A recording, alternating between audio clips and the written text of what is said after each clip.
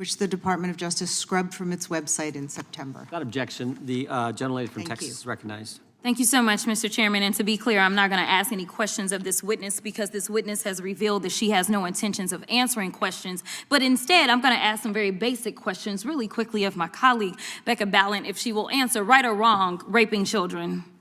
Wrong. Right or wrong, killing random citizens. Definitely wrong. Right or wrong, enriching yourself as the sitting president of the United States. Definitely wrong. Okay, thank you, because I probably never would have got that with our witness. Our witness who somehow is a lawyer but does not understand how it works with witnesses. I'm not really sure what law school she went to and what all kind of cases she tried, but typically when you come into a space and somebody's a witness, then they sit there and they answer questions instead of asking questions. And then we also have this objection that we use as lawyers called non-responsive when a witness fails to actually answer the question. But nevertheless, let me address the survivors because that's exactly who they are. They are not victims, they are survivors. Let me say thank you for having more courage and moral clarity in your pinky fingers than the entire Department of Justice. We are currently the laughing stock of the world, partially because of the failed leadership within the DOJ as we see kings and queens falling everywhere around the world. But we don't know the basics of right and wrong in this country because it's not about partisanship. And that's why I applaud Thomas Massie, because he's the only person on the Republican side that has a backbone and knows how to stand up to corruption. But nevertheless, let me keep going. My Democratic colleagues have been attacked this entire committee hearing. They have been lied on. And frankly, the American people weren't looking for that. They were looking for answers about the corruption that they see coming from this administration. In the written testimony of this witness, of this particular witness, she stated that when she took office, she had two main goals. The first was to end the weaponization of justice, and second, to return the department to its core mission. Not only have you lied about both, you've intentionally done the exact opposite.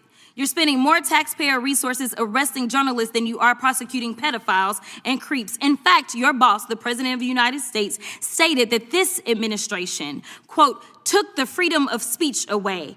And at your direction, DOJ has arrested Don Lemon and Georgia Fort. And I might add that y'all actually had a judge that rejected y'all for trying to arrest Don Lemon before, just like the grand jury rejected y'all as it relates to Senator Kelly, just like a grand jury rejected y'all as it relates to Senator Slotkin, just like the case against Tish James was dismissed and the case against Mr. Comey was dismissed. I completely don't get how it is that you're sitting at the top of DOJ because you don't seem to be good at your job.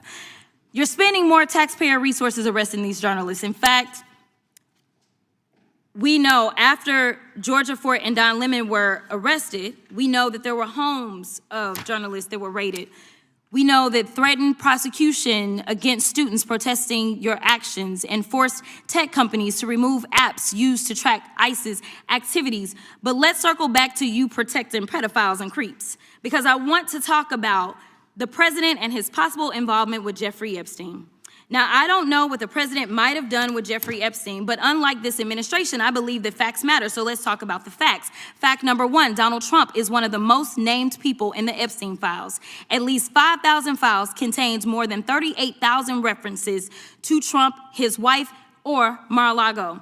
Fact number two, Jeffrey Epstein and Ghislaine Maxwell made young girls available to Trump on multiple occasions. For example, according to this file, Ghislaine Maxwell presented a young girl to President Trump who spent more than 20 minutes apparently flirting with her. Here's another example. This shows notes from FBI investigators that describe Jeffrey Epstein transporting a victim to Mar-a-Lago to meet with President Trump, where he bragged to Trump that, quote, this is a good one. Now, I'm not saying that the president is a pedophile, but there is a lot of evidence in these files that suggests that he's very close friends with a lot of men who are pedophiles. What's crazy about all of this is just that this is a big cover-up. And this administration is engaged in it. In fact, this administration is complicit. But there are numerous others, like how the DOJ is attempting to obstruct justice in the investigation of the rogue agents who have murdered American citizens, or how the DOJ seized voter data from Fulton County in an attempt to steal the 2026 midterm elections, or how federal agents have Tom Homan on tape accepting a bribe and your agency killed the investigation, or how your agency is ready to give the president a $230 million payday, which is unconstitutional. The Constitution is clear. The president shall not receive any payment except his salary while in office. The fact of the matter is that you will be remembered as one of the worst attorney generals in history, an attorney general who has prioritized obstruction over justice, corruption over the law, fealty to the president over loyalty to the Constitution. And Mr. Chairman, I will yield. Gentlelady yields. Gentleman from Missouri is recognized, excuse me, gentleman from Kansas, the Attorney General, former Attorney General, Mr. Schmidt is recognized. Thank you, Mr. Chairman, and General Bondi, thanks for being here. Did you have anything you wanted to say before we talk? I do. Thank you, Congressman. Thank you, my friend, for many years. I find it interesting that she didn't even want to try, Congresswoman Crockett, to ask any questions, because she certainly did not condemn her leader, Hakeem Jeffries, for taking money from Jeffrey Epstein after Epstein was convicted. And I will be brief to give you your time, Congressman. This is what she didn't want to talk about. Texas, from Cuba, convicted, homicide, arson, weapon offense.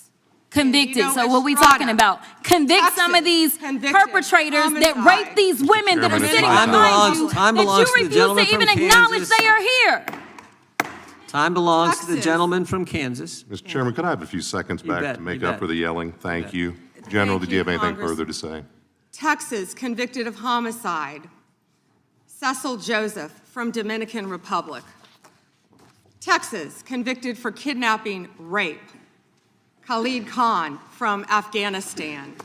That's why they want to talk about Epstein and not what's happening in their own states. Thank you, General, and thank you for being here. And this has been quite a spectacle to observe today. I think it's sad. I ran for Congress because I thought we had serious problems in this country we wanted to try to fix together, and this performance today, not yours, General, but some of my colleagues, has not shored up my confidence that we are up to the task. You and I served together for 8 years when you were Attorney General of Florida.